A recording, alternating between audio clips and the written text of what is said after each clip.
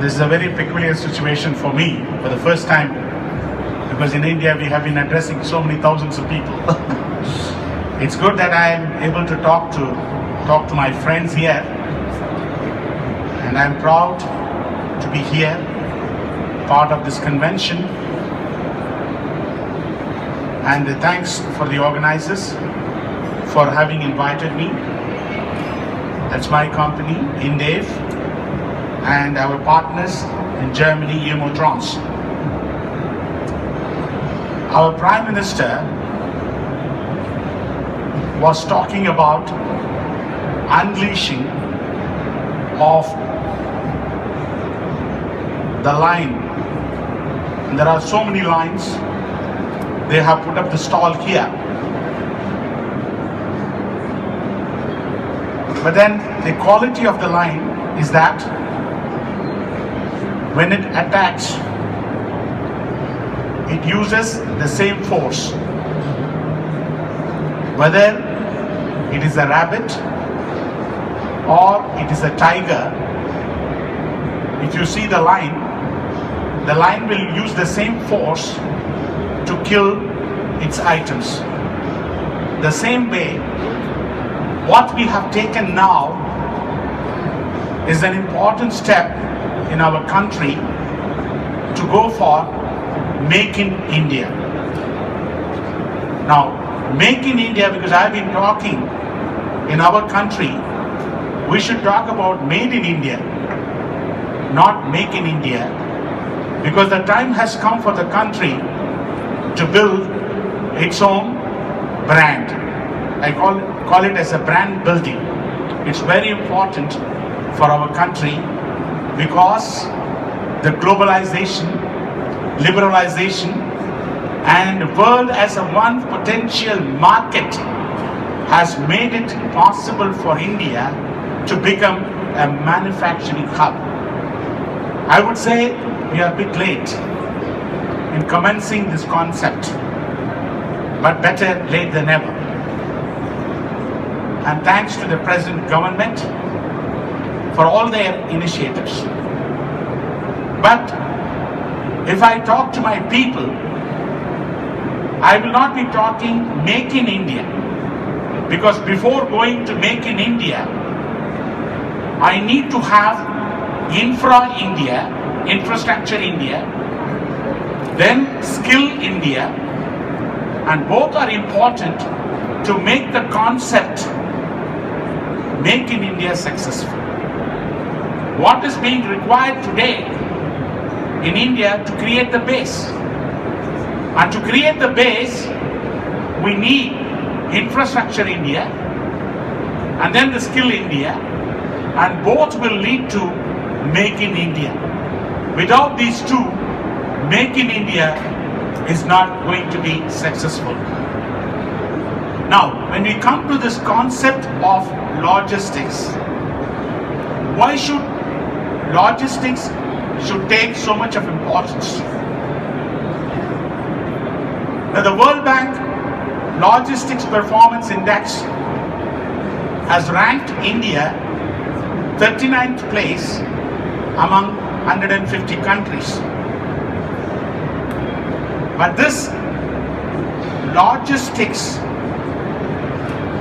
is important because the critical components of logistics is the road, rail, aviation, port, storage capacities, technology, and so on. They are the game changers. They are the critical component of this logistics. Which means when we are talking about Make in India, why we should talk about logistics? The size of the industry in India, logistic industry, is between 90 billion to 125 billion. But it is expected to be 200 billion by 2020. It is already 385 billion revenue industry by 2015. It is growing very fast and giving employment to more than 45 million people. and the growth rate is between 10 to 15% year on year. And this logistics is playing a very important role in our country's development. And in a way, it is the reason that we are not growing very fast. For example, today, the logistics cost in India is around 13%, one of the highest in the world compared to Europe, compared to USA and Japan, etc. And what is happening is that because the logistics cost is very high, we are unable to be competitive. Because we are unable to be competitive, we are not in a position to give you the right pricing. And if you take the product cost, today 20% of a product cost in India is the logistics cost. Then, why? Our Prime Minister was talking about how we can make products in India. But in the morning, the panelists, they were discussing the right points. They were telling unless the logistics and the infrastructure are corrected in India, we may not be able to sustain for a long time. Which means we are supposed to concentrate on the infrastructural development, or I would call it the critical components of the logistics sector. Now, what are the challenges of these critical components? If you take India, nearly 61% of cargo is being transported by road. You must be knowing India is having the second largest road network in the world after USA. But then the irony is only 2,000 kilometers approximately is the expressway, whereas in China it is 30,000 kilometers. And in this 2,000 kilometer expressway, nearly 40% of the transportation is taking place in the whole country. You should know the amount of pressure on this 2% of the road network. Because when I say 2,000 kilometers, it is only 2% of the entire road network. Because of this, the average speed of our vehicles is not more than 20 miles per hour. Whereas the global average today is more than 60 miles per hour. This means the fuel consumption is high, the transportation cost is high, and you find the operational efficiency comes down. And another important point is that our vehicles have to go through multi-checking points. For example, from Calcutta to Mumbai, the distance is approximately 2,150 kilometers. Whereas the vehicles have to wait in more than 26 places, checkpoints. Thereby, the consumption of the time is more than 36 hours.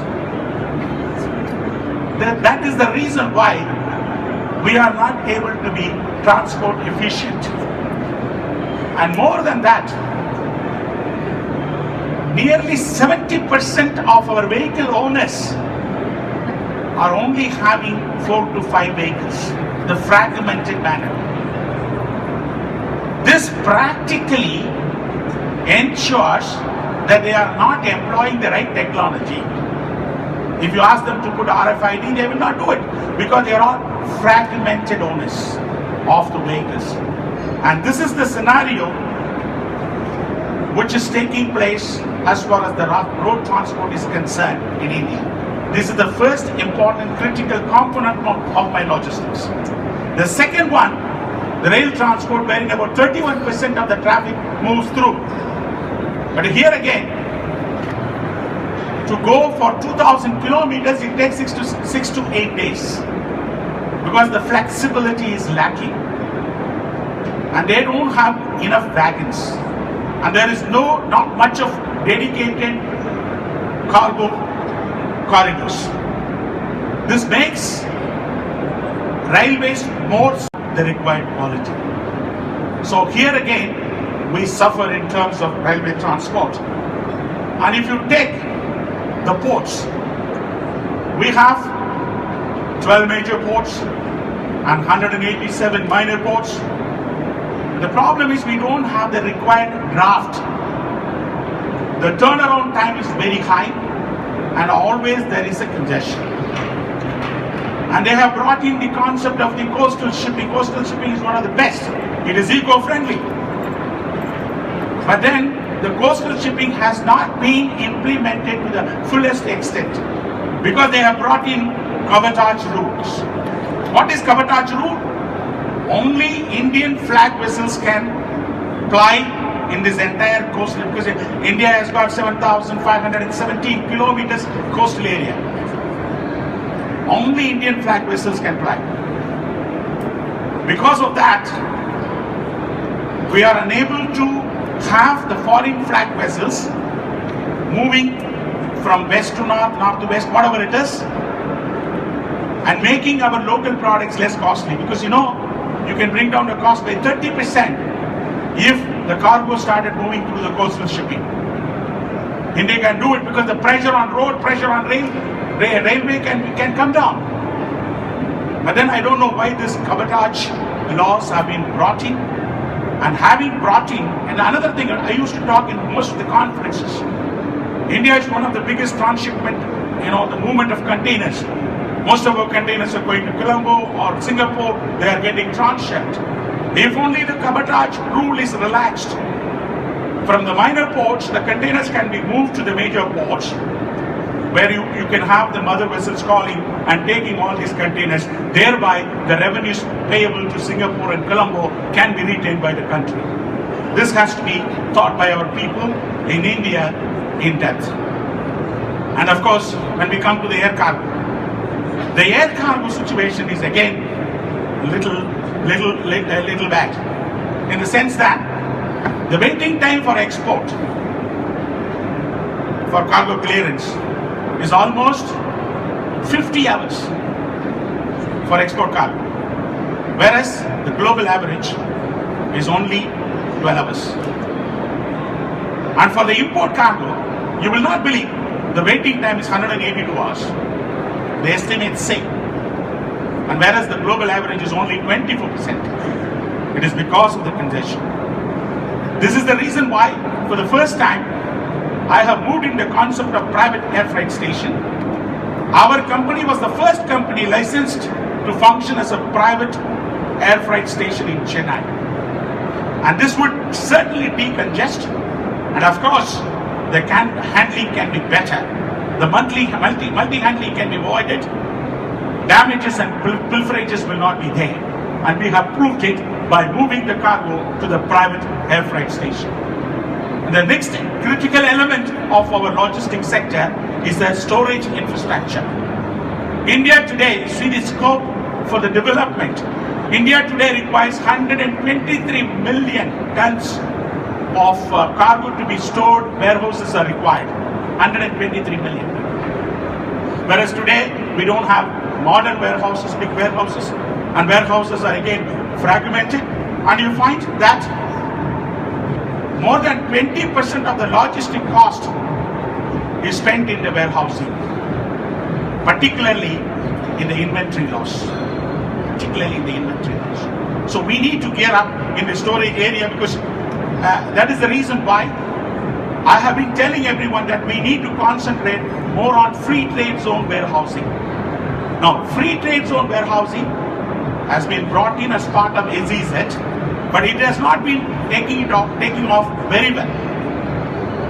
We are one of the pioneers in India who promoted this free trade zone warehousing, and today We are trying to educate people what are the benefits of this free trade zone warehousing compared to bonding and other warehouses. How well the free currency can be used in this warehouse. So India has to think to bring in more and more of these concepts to be more successful. Apart from that, we need upgradation of technology, and there has been always skill gap. This morning, so much was talked about the vocational training and so on. For example, in logistics, there is no fixed curriculum throughout India. In fact, 3 years I had thought about this.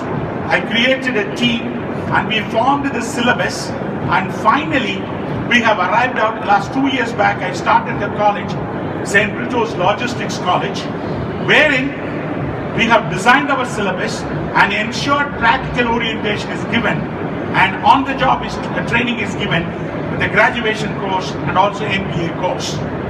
And this is how we don't have a skilled platform for our youth, particularly in the logistic industries. We are trying to do that so that our people will have the practical training when they take up the job. And now, you would ask me a question. So many difficulties are there. Yes, we are one of the most tolerant people. Indians are one of the most tolerant people. We take it easy and we keep moving. But it's not possible for multinational companies when they are coming into India. That is why I said, Make in India concept we can bring in, provided are we correcting these systems, these areas. These are critical components of my logistic industry, wherein the cost is one of the highest. How are you going to make your product competitive? What is the attraction you are going to give to the foreigners? That is why the new government has taken certain initiative. Our Prime Minister was talking about ease of doing business. That's number one. He said, ease of doing business, our country is ranking 134th among 189 countries, which means way ahead. And I was so happy to see the land reform bill ordinance has been passed. Now that clearly shows that they want to make the lands available for promotion of public projects, public and private projects, industrial projects. This would give a boost to the logistic industry, because land reforms is very, very important for making this industry to be successful. This is one area the government has done well. The ordinance has been passed. Of course, the bill has to be finally passed. And the second one is the GST. This is one of the best reforms today. If the GST comes, it is going to avoid all the check post problems. It is going to make the systems more efficient. There is going to be uniformity and standardization all over. And this would give transport efficiency. And the GST will definitely be implemented by 2016. Because 2016, now they have increased the service tax, and that is the progress towards increasing the GST. Once that is coming, this is also going to help the logistics industry. That will fine-tune the industry very well. Also, it will change the strategies of making warehouses throughout India. So GST is very important. This government has taken a lot of initiative towards this GST. Another important point the shipping minister has clearly mentioned, the electronic toll. A number of toll plazas he wants to cut down and make electronic toll, as you have it in Germany, on pan-India basis, which would automatically reduce the waiting time and the fuel consumption. And he says we are going to save nearly 80,000 crores approximately, which will contribute 2 to 3% of our GDP. Imagine, by just introducing electronic toll on a pan-India basis, the country is going to save about 2 to 3% of the GDP. The initiative has been taken by this government. And apart from that, they have taken a very definite move of laying the roads. And he says, our ambitious plan is 30 kilometers per day laying of roads. And he said by March we have achieved approximately 15 kilometers per day. Previously, you will not believe, it was only 2 kilometers per day laying of the road. We need roads, and roads can only bring the development of this country, and which they have understood.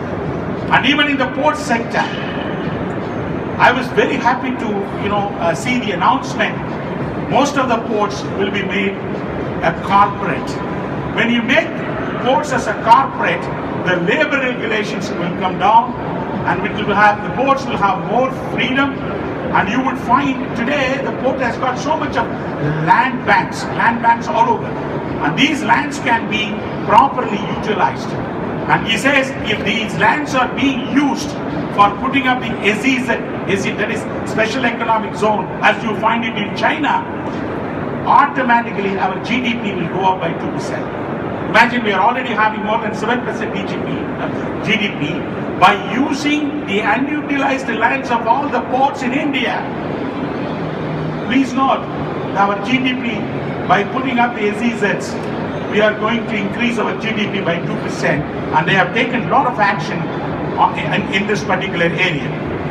And same way, another excellent bill they have already proposed. This is inland waterway. If you take Holland, if you take Germany, if you take USA, the water transport is one of the best transports because it is eco-friendly, it is less costly, and everybody knows about it. But in India, for the first time, inland waterway, this government, because this morning everybody was talking about what this government is trying to do. I had given you the challenges which we have been facing for decades, the last 2 decades. But now, in the last few months, these challenges have been definitely addressed. How it is going to be crystallized, when it is going to take action, we have to wait and see. But then, I am only talking to you the definite actions this government is trying to do that. I am not a politician, I am a businessman. I want all these things to happen in India. And so you find this in the inland waterway bill, we have 110 rivers. And out of this, they have chosen 5 rivers and 5 places. That is Ganges, Mahanadi, and then of course Buckingham Canal, and in Kerala and so on. They have chosen for river transport and river ports. And the first ever river port in India, in Varanasi, is going to be opened shortly. This is a good news for us, which means waterway transport, which has accounted less than 5% in India, is going to contribute more. Once you depend more and more on a water transport, we will definitely be more competitive to all our multinational companies, and this is a very good move. And he says this waterways is going to reduce 30% of our transit cost, which is a good move.